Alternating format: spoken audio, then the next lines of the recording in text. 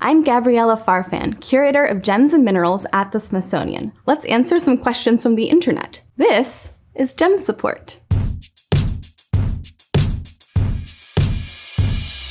At OkoEp asks, I have a really dumb question that I'm too scared to ask in class. What's the difference between rocks and minerals? There's nothing in a rock that is not a mineral. Rocks are actually made up of minerals. This is called granite. If you look closely at this rock, you'll notice that it has grains of different colors. These are individual crystals of different minerals. Contained in this granite are the mineral quartz, the mineral feldspar, and the mineral biotite and muscovite, which is also known as mica. All minerals are crystals by definition. In this case, this mineral is called quartz. What is a gem? A gemstone is a mineral crystal that has been cut and faceted by an artist. So this would be the natural shape of a crystal, and it can eventually be cut and polished into a gemstone. At Jeb Blackwater asks, question, what's the difference between rubies, emeralds, sapphires, etc.? Rubies and sapphires are the same exact mineral. The mineral is called corundum, and it is made up of aluminum and oxygen. The only difference between ruby and sapphire is that the gem industry designated the color red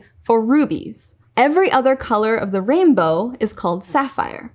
You also asked about emeralds. Emerald is a variety of the mineral beryl. Many minerals get their colors from different trace element impurities. This one has chromium 3+ impurities on a very trace scale, and this one has iron impurities to make it blue.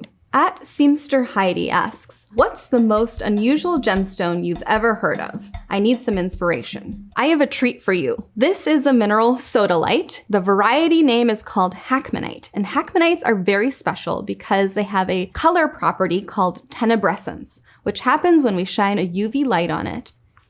You'll see that the stones are now glowing an orange-yellow color. We're gonna charge them up a little bit. Orange stone is from Mont Saint-Hilaire, a very famous mine in Quebec, and the yellow stone is from Afghanistan. Okay, let's get the lights back on. Now look at how the color of these stones has changed. A tiny bit of sulfur gives it this color effect. And now if we add some light to them, they'll go back to their original colorless versions. So they're just reflecting all of the light back to us.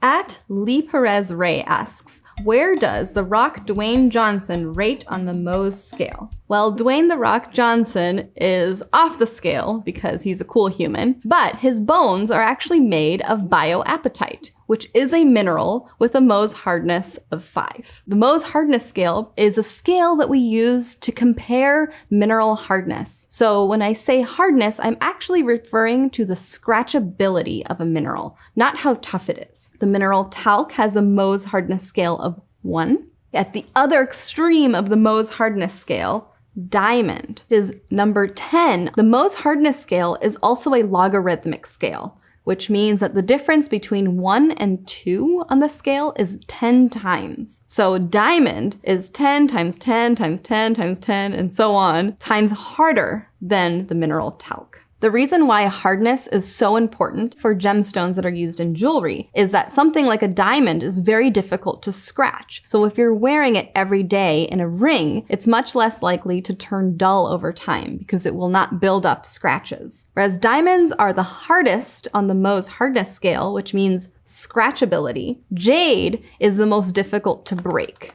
so it is the toughest mineral. At Pete Peters 21 asks, if diamonds are the hardest substance in the world, how do they cut diamonds? In order to cut a diamond, you need to use other diamonds. They would have to take a rotating plate that we call a lap and cover it in diamond powder. They'll start with a very coarse grit of powder, and eventually they get to finer and finer grits to create the polished effect. This is called the Kimberley diamond. It's over 55 carats in weight, and it originated from South Africa and was gifted to the Smithsonian in 2019. This would be a rectangular or emerald cut. You may also refer to it as a baguette cut. And it's very special because most diamonds are cut in a round, brilliant shape, which means that it's very good at disguising flaws. Light comes into the diamond, bounces around the facets, and comes back out to your eye. In this case, The light comes in, it bounces a little bit, but you can see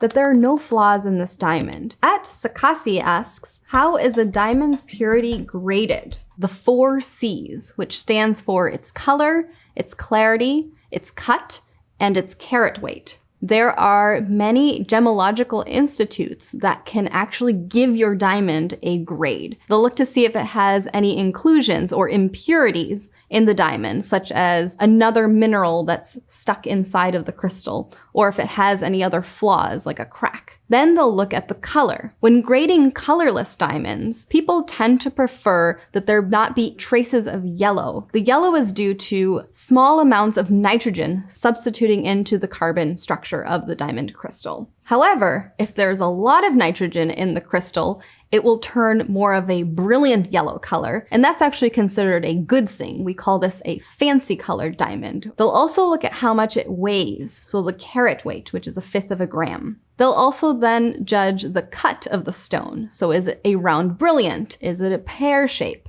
Is it a marquise cut, like an eye shape? A marquise cut is an interesting cut that was more popular in the 80s. KXNU asks, do synthetic/cultured diamonds also last forever? Synthetic diamonds are chemically and crystallographically speaking the same as naturally formed diamonds. So they're also number 10 on the Mohs hardness scale. They have the same optical properties, the same thermal properties, and conductivity properties. They were just not formed through geological processes. They were formed in a laboratory. Unfortunately, for all of us, diamonds will not last forever because diamonds are formed at very high pressures and temperatures. So at Earth's surface conditions, they are not the stable form of carbon. Graphite is the stable mineral at surface conditions. So millions of years from now, maybe even longer, your diamonds will turn into graphite. Bloodied Roman asks, yo, they made Minecraft obsidian into a real thing? Sorry to break it to you, but obsidian was there first. Here's a piece of obsidian. And obsidian is actually natural volcanic glass. So it's not a mineral because it does not have a crystal structure. This obsidian glass has the same chemical composition to our granite. They were magmas that formed underneath the surface of our planet, but this one ended up nucleating and growing crystals, whereas this one never had the chance. Obsidian also has an anthropological connection because it was used by prehistoric humans because it breaks very easily and forms these conchoidal fractures, which can be very sharp, and they were used to make arrowheads and other knives.